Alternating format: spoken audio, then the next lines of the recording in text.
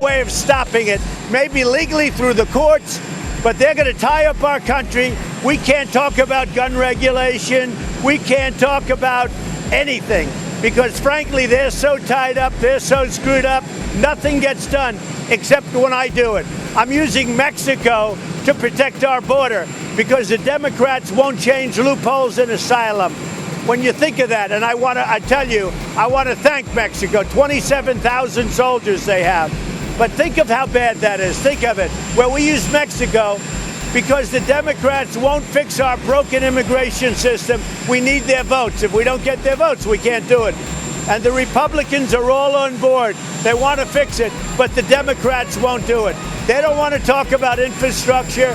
They don't want to talk about lowering drug prices. They don't want to talk about anything because they're fixated on this. And Nancy Pelosi has been hijacked by the radical left, and everybody knows it. Thank you. And there we hear a fired up President Trump just coming off the steps there of Air Force One, talking about the Ukraine controversy. Ron. Democrats on the rollout of their latest information warfare operation against the president and their extraordinary ability to once again enlist the mainstream media in their campaign. This operation began with media reports from the prime instigators of the Russia collusion hoax that a whistleblower is claiming President Trump made nefarious promise to a foreign leader. The released transcript of that call has already debunked that central assertion. But that didn't matter. The Democrats simply moved the goalposts and began claiming that there doesn't need to be a quid pro quo for this conversation to serve as the basis for impeaching the president. Speaker Pelosi went further when asked earlier if she would put brakes on impeachment if the transcript turned out to be benign. She responded, quote, "So there you go.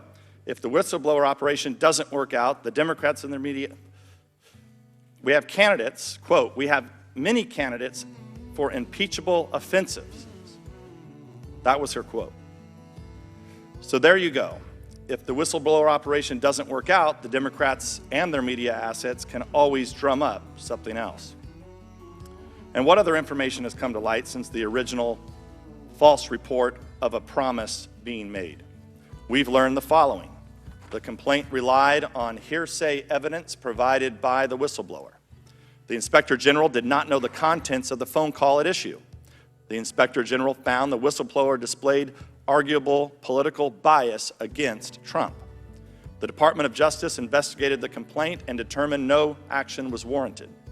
The Ukrainian president denies being pressured by President Trump. So once again, this supposed scandal ends up being nothing like what we were told. And once again, the Democrats, their media mouthpieces, and a cabal of leakers are ginning up a fake story with no regard to the monumental damage they're causing to our public institutions and to trust in government, and without acknowledging all the false stories they propagated in the past, including countless allegations that Trump campaign colluded with Russia to hack the 2016 election. We're supposed to forget about all those stories, but believe this one. In short, what we have with this storyline is another Steele dossier. I'll note here that in the Democrats' mania to overturn the 2016 elections, everything they touch gets hopelessly politicized. With the Russia hoax, it was our intelligence agencies which were turned into a political weapon to attack the president. And now today, the whistleblower process is the casualty. Until about a week ago, the need to protect that process was a primary bipartisan concern of this committee. But if the Democrats were really concerned with defending that process, they would have pursued this matter with a quiet, sober inquiry, as we do for all whistleblowers. But that would have been useless for them. They don't want answers. They want a public spectacle. And so we've been treated to an unending parade of press releases, press conferences, and fake news stories. This hearing itself is another example. Whistleblower inquiries should not be held in public at all. As our Senate counterparts, both Democrats and Republicans, obviously understand, their hearing with Mr. McGuire is behind closed doors. But again, that only makes sense when your goal is to get information, not to create a media frenzy.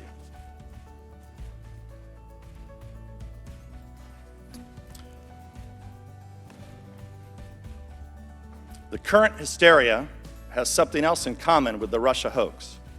Back then, they accused the Trump campaign of colluding with Russians when the Democrats themselves were colluding with Russians in preparing the Steele dossier. Today, they accuse the president of pressuring Ukrainians to take actions that would help himself or hurt his political opponents. And yet there are numerous examples of Democrats doing the exact same thing. Joe Biden bragged that he extorted the Ukrainians into firing a prosecutor who happened to be investigating Biden's own son. 3 Democratic senators wrote a letter pressuring the Ukrainian general prosecutor to reopen the investigation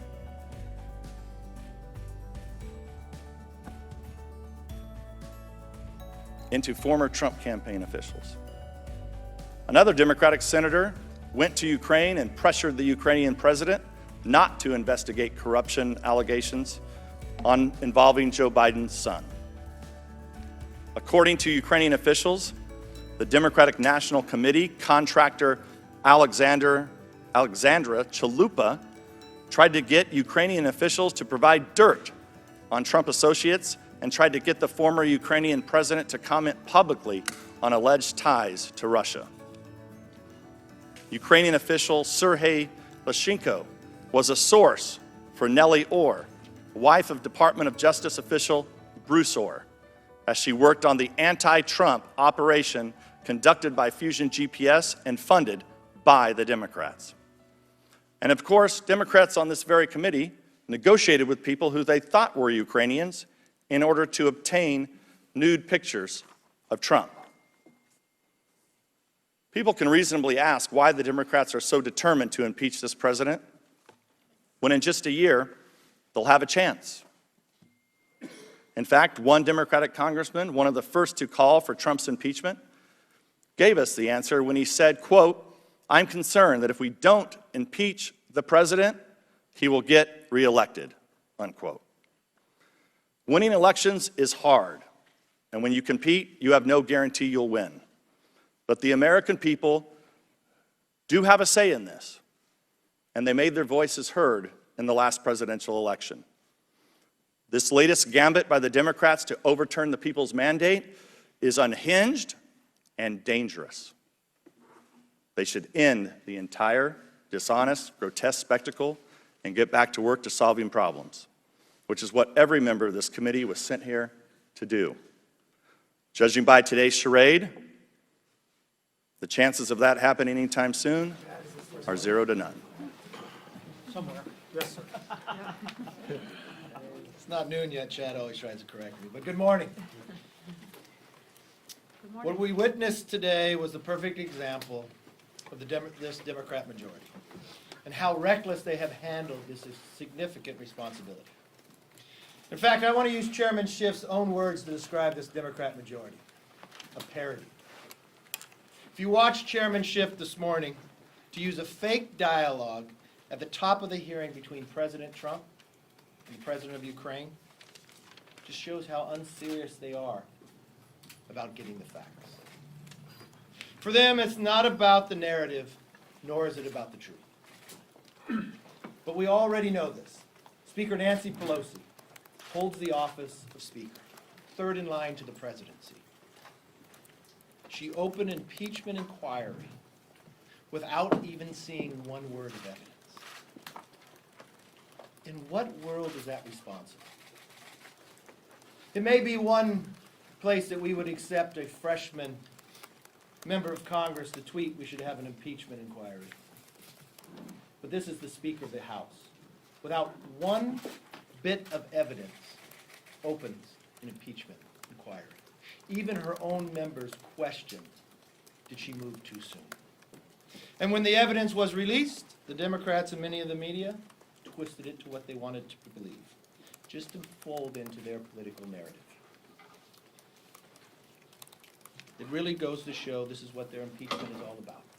It's just politics. but not the politics and way the American public expects Congress to act. This is the people's house. This is the body where the voice should be heard. Not one voice in the speaker, but the voice of the millions of Americans who lend it to their representative. Consider the last time the House looked at impeachment of a sitting president. It first passed a resolution that recognized the importance of a full House vote. And I want to read to you what the House Rev said. Because the issue of impeachment is of such overwhelming importance, the committee decided that it must receive authorization from the full House before proceeding on any further course of action. It went on to say, because impeachment is delegated solely to the House of Representatives by the Constitution, the full House of Representatives should be involved in critical decision-making regarding various stages of impeachment. That is why you saw the resolution we brought forth on the floor last night. As we depart for a 2-week recess, every member owes it to their constituents. The constituents are the ones who lent their voice to the members for 2 years. And they should be very clear on where they stand. And if Speaker Pelosi refuses to seek approval of the whole House in this critical decision, as has been the long-standing practice of this body, taking the importance of what we're looking at today, I will again give all members the opportunity to go on record on this matter. I ask every member to take this vote seriously. America is too great for a vision so small of just impeachment and investigation. The Democrats promised they would be different if America trusted them with the majority. They have failed the American public. They've gone against the rules of this House simply for one thing, their own politics. We had a Speaker of the House move to have impeachment inquiry without one word of evidence before she even read it. Now the evidence is out, and I think she owes the American public an apology. Yes. Leader McCarthy, you said a lot about Democrats, but what you didn't do is defend the president. Is the president defensible in this case? Yes. What in this case rises to impeachment? This is a president of the United States that had a conversation with a leader in another country. Never before has a president had to put forth their conversation. The reason why he had to put forth his conversation, a whistleblower who did not hear the conversation, does not have any primary source about anything else, and now he released it not just to the members of Congress, but to the entire world. That just weakened America's national security for every president in the future. And when you read the transcript, tell me one thing in there that is impeachable. But tell me this, the Speaker of the House moved for impeachment against the rules without having the full body vote for it, without one bit of evidence. You have a lot Yes, of. sir. Thanks, Mr. Leader. Whether or not it is impeachable, and that's debatable. I think it's very clear that it's not. Can you comment on the president asking Zelensky to investigate Joe Biden, somebody who he might run against for president next year? Okay, let's be very clear. The president did not ask to investigate Joe Biden. What he asked the president of Ukraine to do is to participate in an open, from the AG, investigation of what transpired in 2016. That is lawful. For us to look for another government to actually participate in an open investigation of what happened in 2016, because we want to make sure that never happens again. Right, but he also asked, if I could follow up, he also asked Mr. Zelensky if he can look into the former vice president and his son. Yes, this was about events previous, but we all know that he might run against Joe Biden next year. What about the propriety of him doing that versus a formal government investigation by the DOJ or the FBI? President did. What you're reading and what you're trying to my belief, is you're misstating. When you read what the president said when he said, "I have a favor," for you to work with the AG in an open process. 540 words later before Biden ever comes up. The president doesn't ask anything in that belief. What he says is what a lot of us have real concerns with. Ukraine has a challenge with corruption. You have the vice president openly saying he withheld $1 billion in 6 hours to fire a prosecutor. You have the president's son being paid from a company that's being investigated. I think everybody understands that should be looked at any time you're moving forward, that Ukraine is actually able to clean up their corruption. But let's be very clear. When you read the transcript, the president says, when he uses the word favor, that everybody has been misquoting here about what transpires afterwards, to participate in an open investigation by the Attorney General, which is totally lawful, of something that transpired in 2016. Nothing about a further election, nothing about Biden in the further election either. Leader Yes, ma'am. McCarthy. Congressman, I was wondering what you think of the whistleblower allegation that White House officials stored this phone transcript in a more secure location instead of how they usually store these records. Okay, you have a whistleblower that has no primary sources. But I don't- what if it were true, though? What if it was true? Okay. You have the entire transcript. So is there a concern that you have what's going forward? Now, could I see why you would want to put it on a more secure server, knowing that earlier in his administration, a conversation with another leader from Australia was put forward? Or I watched a New York Times anonymous editorial working within the White House, want to do anything to undercut him? I think in the world of technology today, yeah, people should secure what's going forward. But if that is a question of a doubt of anybody out there, like somehow that was a misdeed, you have the entire transcript. You have the entire phone call. So I don't see how that even comes into Leader question. McCarthy, thank you. Do you- Yes. Do you see no risk politically with you or other Republicans defending the president on this? And have any of them come to you and say, look, you know, this is kind of shaky and we have a problem with being foursquare behind the president on this issue? Let me be very frank with you. We're at a point in time, I don't think about political risk. I think about the fiber of this nation. We're not talking about something small. Think about what we're talking about right here. Think about what the Democrats have just done to this country in the last week or in the last 2 years. They're talking about impeaching a sitting president that they have no crime for. The leader of the free world. They have an individual, the head of Judiciary Committee, that campaigned for that position based upon he would impeach the president. It goes beyond politics. This affects every American, not just every American, it affects the world. But what It affects our strength as a country. It affects our economic ability. You know when the Democrats ran for asking the American public to give them the majority? They promised they would be different. We have United States, Mexico, and Canada agreement. Mexico already has agreed to it. Canada is waiting on us. It guarantees more jobs and a stronger America, but we cannot do this. We have a crisis along our border, but we cannot do anything about that. We have surprise billing, where Americans go into their own network, into a hospital, they believe it's fine, they walk away with a bill they never should have received, but we can't do anything about that. We have an ability to lower prescription drugs. We can't do any of that, because you know why? The Democrats are the one who are playing politics with this. But to be- I do not care about politics anymore. I care about this country, I care about the fiber of who we are, and I care about the future. And if that's the case, what you're saying here then is everything is defensible. Is that fair? Let's raise Is that the a fair question here. The president has released the entire transcript. There is nothing in that transcript that rises to impeachment. The own National Security Chair, or the Security Intel Committee Chair, just laid out in his hearing to talk about impeachment a parody. He even called it a parody. He made up the facts. This is the same chairman of Intel who just lied to the American public and said he had proof beyond circumstantial evidence. How long ago did we forget that? And what nightmare did he just put through this country for the last 20 months? How many millions of dollars have we spent? The FBI, everybody else we have gone through. Why do they continue this? And it goes to the heart of your question. It's about politics.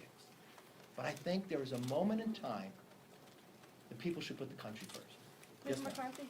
In the whistleblower report, the whistleblower says that he or she spoke to multiple officials with the direct knowledge of this incident. So it's sort of a two-parter. One, I'm wondering what you make of that. Do you think that lends credence to the whistleblower's account? And second, it's clear that, with all due respect, despite what you said about the White House releasing the transcript, it actually was not a transcript.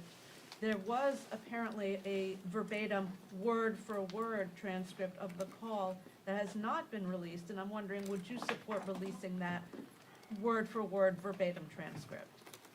Do not know what you speak there. This is the transcript of the conversation. Look at the notes at the bottom of the transcript, and it'll show you the way that it's taken and where it's at. You're asking about a whistleblower who was not on the phone call. Everything when I read the whistleblower, which is now unclassified for the entire world to read, not one thing that the whistleblower brings forth is from a primary source themselves. It's always I talked to somebody else. It's hearsay with somebody else. Well, that was just put to rest by having the transcript. The transcript gives you what President Trump and what the President of Ukraine said. It's for the American people to see. And there is nothing in there that is impeachable. Yes, sir. So as this moves forward, are you open to the possibility that Trump has committed high crimes and misdemeanors, or is your mind made up? You know what? I'm different than the Speaker of the House. I'll base it on facts. I have the fact of a phone call that prior to even one word of the phone call coming forth, the Speaker of the House said the President has violated the law. She then went on to say we're going to have an impeachment inquiry and breaks the rules of the House with no vote on the floor, taking away the voice of millions of Americans. The phone call is now put forth. There is nothing in that phone call that raises to the level of impeachment. Did he do anything wrong? Yes. You know the question the Democrats are not asking, did he do something wrong? They have raised this to impeachment. That's the question that's taking place. That's a serious question. Take for a moment. I know you write a lot of conversations. I know you write a lot of stories about what happens in Congress. This is different than almost anything else we do. You're talking about changing America on its face. You can have your likes and dislikes of people, but we are very clear about what rises to the level of impeachment.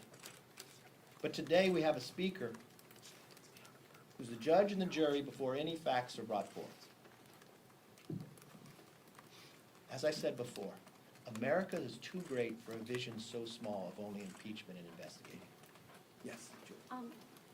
So a few of the members from your own conference have expressed concerns. I think Will Hurd tweeted out earlier, and Mike Turner had said he doesn't think the conversation's okay.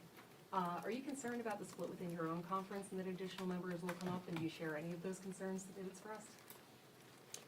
I'm not sure what you're speaking of. I haven't had a member come to me yet on any challenge on this. I've had members who I would suspect could, and they have a whole different belief. They are frustrated with what the Democrats are doing by not basing it on any facts.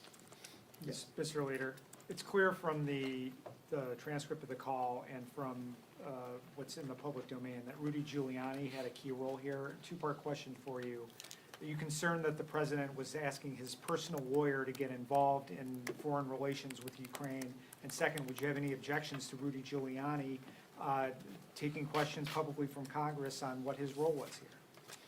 I think Rudy Giuliani takes a lot of questions publicly every day I see on TV, but Rudy is the president's personal attorney, and that's a question for Rudy. I don't have anything to that. Yes. Leader McCarthy, there are, with the impeachment threat, should the Republican Party be thinking more seriously about open primaries? There are 3 Republican candidates challenging Trump. That's an interesting question why you ask that. If I look at this and all based on its facts, as a Democratic Party, I'd be really concerned about the former vice president who's leading them in the polls. Because I think he has a lot of questions to answer. Hunter Biden, no experience. It's hired by an energy company that's under investigation at the time. At the time, Hunter Biden's father is the vice president of the convoy to represent America with Ukraine. Hunter Biden flies on Air Force 2. When he comes back 10 days later after going to China, lo and behold, his brilliance inside energy, which I didn't know he had any experience with, gets $1.5 billion from China. He also gets a $50,000 payment every month from Ukraine from a company that's being investigated. His father, as Vice President of the United States, in his own words, tells the president of the time of Ukraine, you got 6 hours to fire a prosecutor who's investigating this. If not, you don't have $1 billion. The president of Ukraine goes back at him and say, you can't say that. President Obama has promised us this. He says, no, I have the power. I'm leaving in 6 hours. And lo and behold, former Vice President of the United States, Joe Biden, brags of his ability of getting him fired. Again, I don't play politics with this, but if you wanted to ask a political question based upon a party, that's a party I'd be afraid about. That is within a party. I want to know where the Democrats are rising up to wonder about that question, to wonder about what went on there. Answer me this. Would Hunter Biden got any of those contracts if his name was Hunter Smith?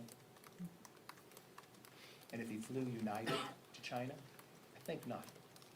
Now, the thing that hasn't come up yet, I don't think, is the issue of the funding for Ukraine. The whistleblower complaint states that that was held up directly by the president. This was a process that didn't go through normal channels in the executive branch or in Congress. And in the transcript, there's a comment by the president of Ukraine about weapons and aid to Ukraine that directly precedes the president's mention of a favor. Can you speak to both the president holding that funding and that mention of funding for weapons and then the mention of a favor? Okay, let's just deal with it on facts. Facts show that the President of the United States, Donald Trump, gave funding prior and after of the time we're talking about. If you watch where prior to this, you're taking the word of a whistleblower who says they were not on a phone call and everything that they allege they heard from somebody else. Now we have people with primary sources. You could take Senator Portman. Inside you take the President himself, the word he gave to the American public that he was very concerned about Europe and what their responsibilities to help Ukraine, based upon the location of where they are to Europe and others. Now we get the conversation and the transcript. Lo and behold, what the President told the American public is what he said in that phone call. Lo and behold, the President of Ukraine says the exact same thing. So based upon all the facts, no, I'm not concerned at all. If you go to Senator Portman, who made a phone call to President Trump, he gave you the exact same conversation that he had with the President prior to the transcripts even coming out. So, if I take primary source, the President of Ukraine, Senator Portman, and the actions, I think there becomes a point in time that you have to accept the truth and the facts. Last question. Yes. Do you support the whistleblower coming before and testifying before Congress? I don't have a problem with whistleblower coming forward, but what I'd like to see with the whistleblower, because I'd like to see a lot of questions. Who this individual is. I know the IG says that there's political bias, he or she, but everything the whistleblower brought forth was nothing that the whistleblower witnessed personally. Take the players out of it. Put yourself in a situation that you would be in a jury. And someone's going to come forth and say, I heard this, and I heard this. And another person's going to step up and say, I was there. I witnessed it all. And it was totally contrast to what the person who told you they heard a lot, but they never witnessed anything. Where would you weigh the verdict? And all we ask is that the Democrats give the same respect they should give to every other American to this president.